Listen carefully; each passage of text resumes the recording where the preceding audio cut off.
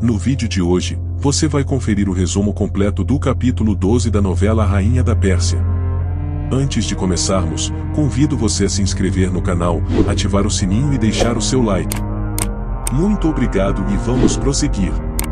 No capítulo anterior, Bigta e Terees, agora disfarçados como faxineiros do palácio, encontram-se frente a frente com Neemias na sala de atendimento ao povo. Enquanto conversam secretamente sobre um plano para assassinar o rei e a rainha, Mordecai, também escondido, observa tudo. No início deste capítulo, o eunuco tenta sair discretamente, mas os aliados de Mestres o trazem de volta e começam a insultá-lo por ser judeu. Mesmo que Neemias explique que não ouviu nada da conversa dos dois, ele acaba levando uma surra brutal, enquanto Mordecai apenas assiste. Bigta avisa que isso foi apenas um aviso, se o eunuco contar algo, coisas piores acontecerão. Após a dupla do mal se retirar, Mordecai corre para salvar Neemias, que já pergunta por Esther, pois ela também corre perigo. Esther aparece triste e chorando, enquanto o rei se aproxima e diz que, de tudo o que viu, jamais contemplou algo tão belo quanto Esther. Quando ele nota que ela está chorando, pergunta o que houve.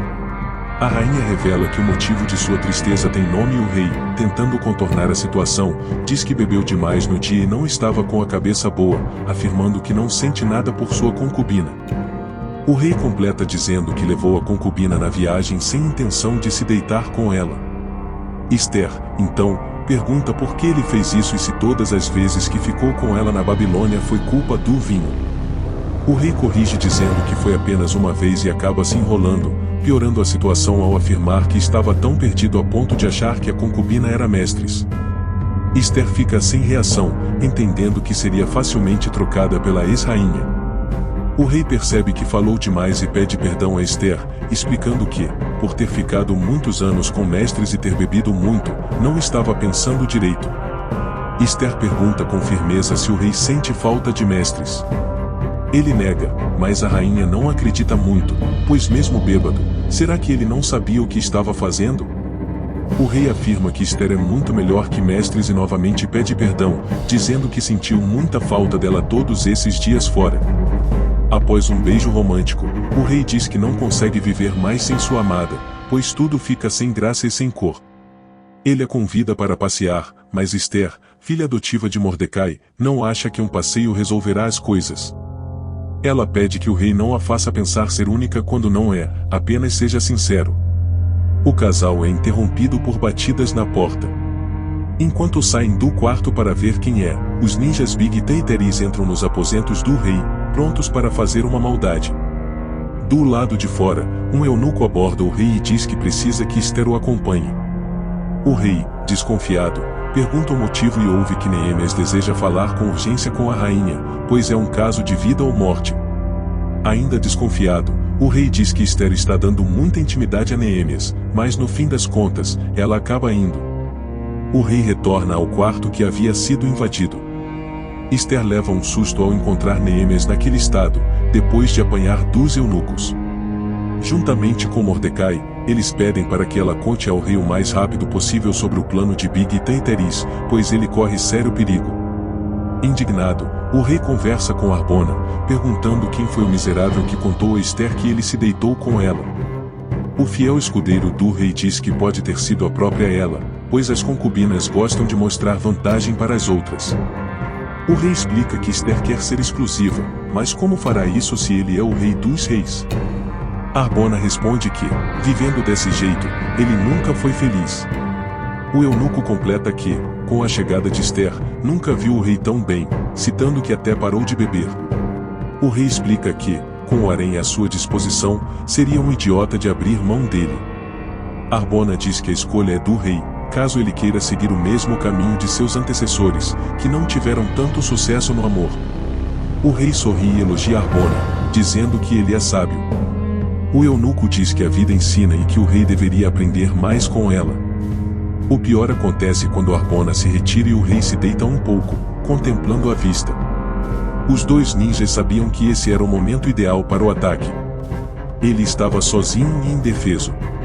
Covardemente, Bigta e Terees se aproximam, mas, por sorte, vários soldados correm para salvar o rei. Como o rei estava de costas e não havia visto nada, fica completamente confuso sobre o que está acontecendo.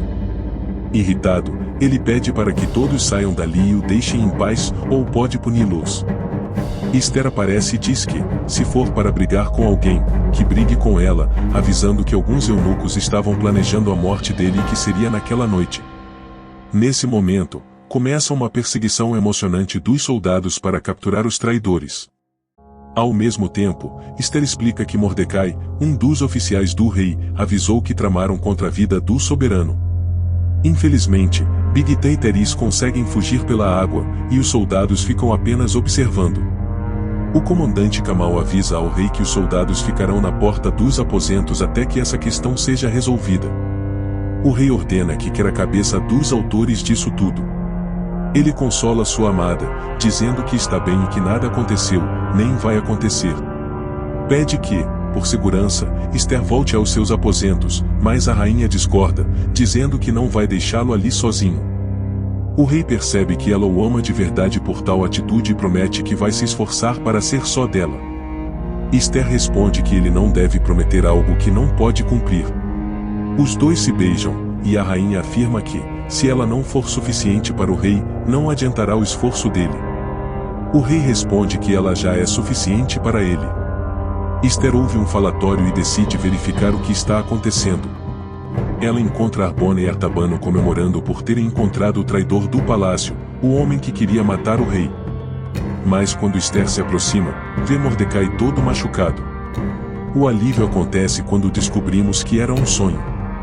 Na sala do trono, o rei espera por Kamal, que tem as provas de que Bigtã e Teresh são culpados do atentado. Ele se lamenta por ter traidores no palácio.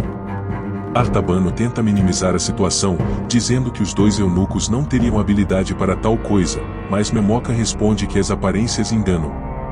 O rei começa a ficar furioso quando percebe que um oficial faz um trabalho muito melhor que seu próprio general. A raiva só aumenta quando ele fica frente a frente com Bigtã e Teresh, e sem rodeios, pergunta quem encomendou o atentado contra a vida dele. Sem obter resposta, o rei dá um soco na barriga de Teresh, mas é interrompido com a chegada das testemunhas Mordecai e Neemias. O pai adotivo de Esther conta que, no dia do banquete da rainha, perseguiu os ninjas e, ao tirar a máscara, identificou Bigtã. Além disso, ouviu uma conversa na sala de atendimento ao povo, onde planejaram matar o soberano. Neemias, que também estava lá, foi brutalmente agredido. O rei questiona o que mais fizeram com o jovem, e Neemias responde que foi ameaçado de morte caso contasse para alguém, mas não sabiam que Mordecai estava escondido ouvindo tudo. Os eunucos tentam argumentar que os relatos podem ser falsos e que não podem ser condenados apenas por isso, precisando de provas. Nesse instante, Kamal surge mostrando as roupas de ninja encontradas nos aposentos da dupla. O rei questiona se ainda acham que a condenação é injusta. Todos ficam quietos. Dando uma última chance, o rei ordena que falem quem os mandou matar o soberano. Bigtã diz que vão morrer de qualquer jeito, então o segredo vai para a cova com eles. O rei, furioso, dá um soco na cara de Bigtã, que cai no chão, mas continua provocando o rei, dizendo que um dia alguém vai matá-lo, pois ninguém aguenta mais o soberano. Bigtã pede para que o rei pare de fingir que vai continuar o legado de Dário, pois nunca chegará aos seus pés. O rei ordena que levem os malditos dali e que sejam enforcados.